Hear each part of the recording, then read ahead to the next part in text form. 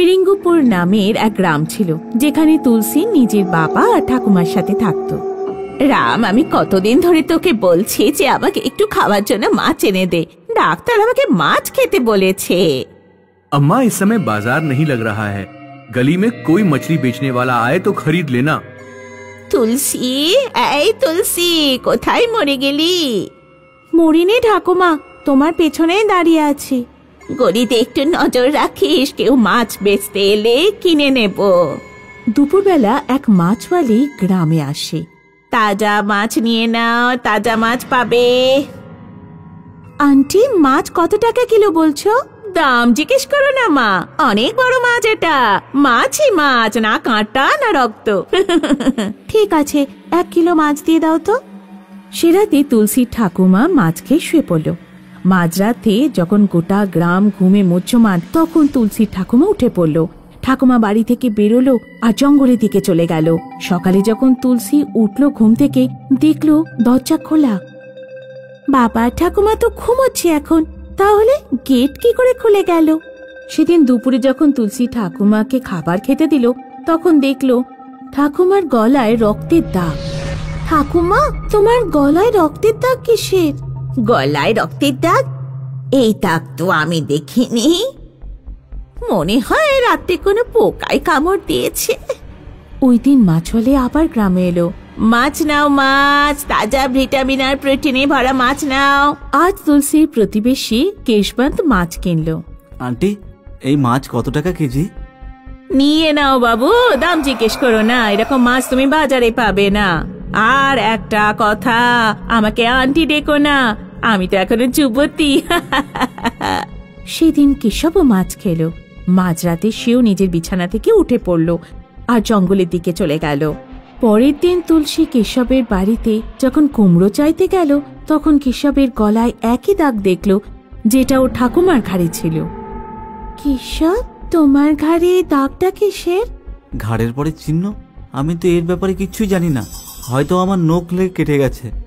তুলসী যখন কুমড়ো নিয়ে নিজের বাড়ি পৌঁছলো, তখন সে দেখলো ঠাকুমা অজ্ঞান হয়ে পড়ে আছে। ঠাকুমা ওঠো, ঠাকুমা কি হলো? তুলসী দৌড়ে যায় আর ডাক্তারকে ডেকে নিয়ে আসে।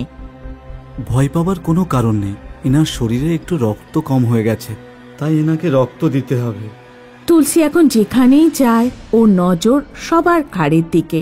গ্রামের অনেক লোকের গলায় ঘাড়ে দাঁতের দাগ দেখতে পেত। যেদিন ঠাকুমা মাছ খেলো, তার পরের দিনে ঘাড়ে এই দাগটা দেখতে পেয়েছিলাম। আমি কেশবকেও মাছওয়ালির কাছ থেকে মাছ কিনতে দেখেছিলাম। এই মাছওয়ালিটা রক্ত খাওয়া পিশাচিনী নয় তো, যার সম্বন্ধে গ্রামের বড়রা গল্প শোনাতো আমাদের? পরের দিন মাছওয়ালি যখন গ্রামে এলো, তখন তুলসী ওর পেছন পেছন গেল। মাছওয়ালি কুন্দন কাকাকে মাছ বেচলো, তারপর জঙ্গলের দিকে চলে গেল। তুলসী অনেক রাত পর্যন্ত কুন্দন কাকার বাড়িতে লুকিয়েছিল। তখনই মাঝরাতে সে দেখলো কুন্দন কাকা নিজের ঘর থেকে বেরিয়ে জঙ্গলের দিকে চলে যাচ্ছে। তুলসীও ওর পেছন পেছন যেতে শুরু করলো। তুলসী দেখলো মাছওয়ালি একটা তেঁতুল গাছের নিচে দাঁড়িয়ে রয়েছে।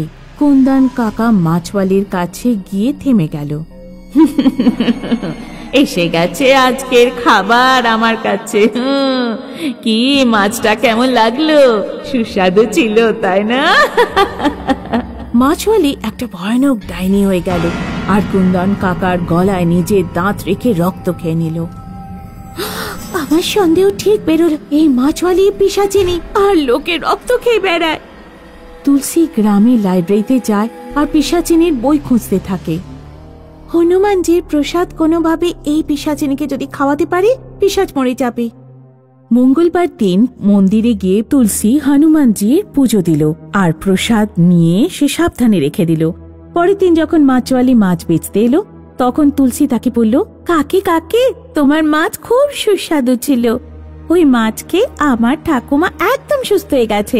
আমি তোমাকে এই মিষ্টিটা খাওয়াতে চাই, আমি নিজে হাতে বানিয়েছি।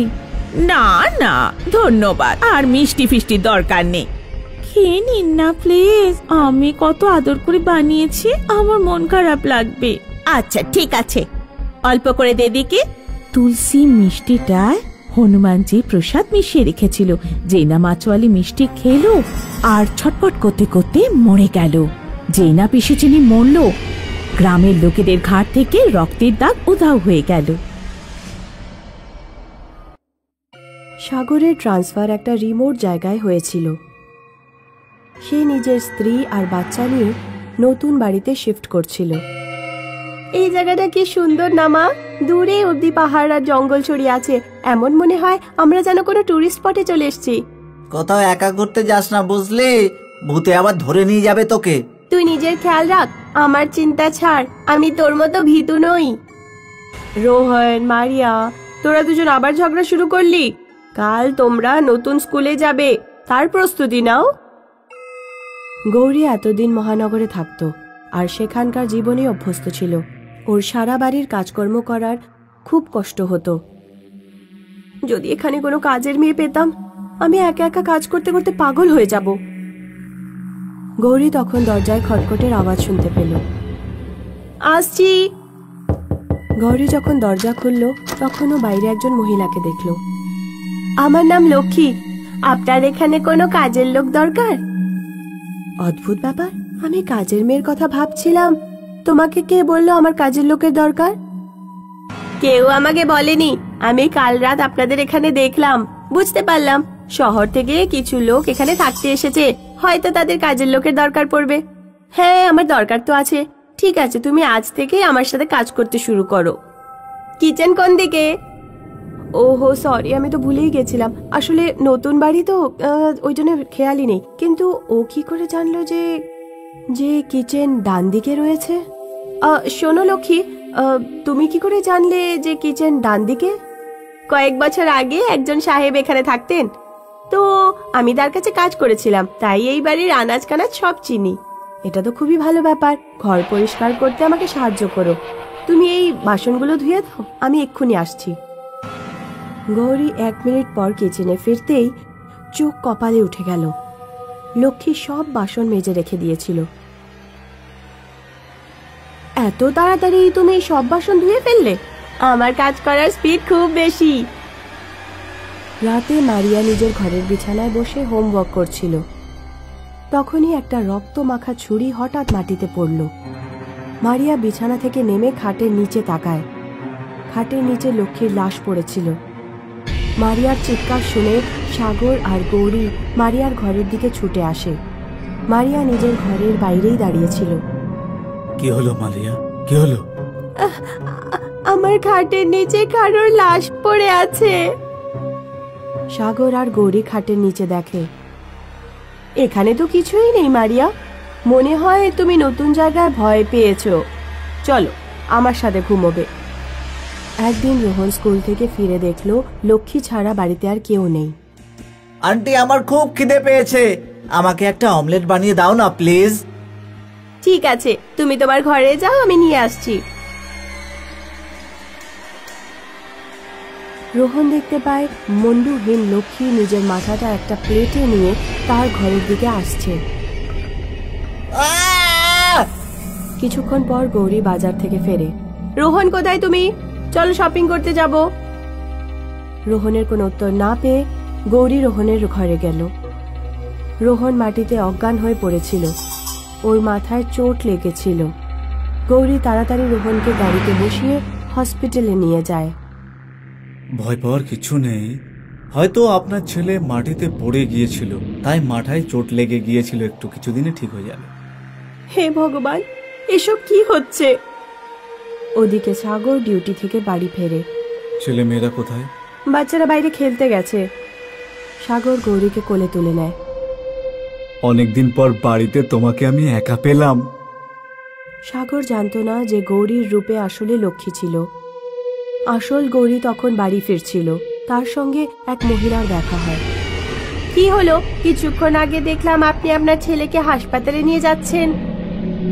হ্যাঁ, আমরা কিছুদিন আগেই নতুন বাড়িতে এসেছি। আমাদের বাড়িতে আশ্চর্য সব ঘটনা ঘটছে, বাচ্চারা ভয়ে আছে। আমার ছেলেকে আজ কিভাবে চোট লেগে গেছে। আপনি কি আশেপাশেই থাকেন? হ্যাঁ, ওই সামনের বাড়িটা যেটা দেখছেন না, ওটা আমাদের। আপনার বাড়িতে কে কে আছে? আমি আমার 2 ছেলে মেয়ে, আমার স্বামী আর একটা কাজের মেয়েকেও রেখেছি আমরা। লক্ষ্মী, হয়তো আপনি ওকে চেনেন। লক্ষ্মী? হ্যাঁ, লক্ষ্মী, যে খুব তাড়াতাড়ি কাজ করে। কিন্তু লক্ষ্মী তো 20 বছর আগেই মারা গেছে। 20 বছর আগে একজন সাহেব এই বাড়িতে থাকতো। তার নিজের স্ত্রীর সাথে প্রায়ই ঝগড়া হতো। লক্ষ্মী ওই সাহেবের ওখানে কাজ করত। লক্ষ্মী সাহেবের প্রেমে পড়ে যায়। ব্যাস, হয়তো সাহেবও লক্ষ্মীকে প্রেম করত। যখন এই কথাটা স্ত্রী জানতে পারলো, তখন সে একদিন লক্ষ্মীকে খুন করে দেয়। লক্ষ্মী গরিব ছিল, তাই তার হয়ে কেউ কথা বলেনি। ওর আত্মা আজও এই বাড়িতে ঘুরে বেড়ায়, যেটাই আপনারা থাকছেন। গৌরী বাড়ির দিকে ছোটে। সাগর আহত অবস্থায় টলতে টলতে বাড়ির বাইরে আসছিল। পালাও এখান থেকে, ভেতরে কোনো পেতনি আছে, ও তোমার রূপ ধরে আছে, ও তোমাকে মেরেই ফেলেছিল। অনেক কষ্টে বেঁচে এসেছি, পালাও এখান থেকে, পালাও। সাগর আর গৌরী ছেলে মেয়েদের নিয়ে ওই বাড়ি থেকে দূরে চলে যায়। যাওয়ার আগে ওরা দরজায় একটা পোস্টার লাগিয়ে যায়। পোস্টারে লেখা ছিল, এই বাড়িতে লক্ষ্মীর আত্মা থাকে, দয়া করে এখানে প্রবেশ করবেন না।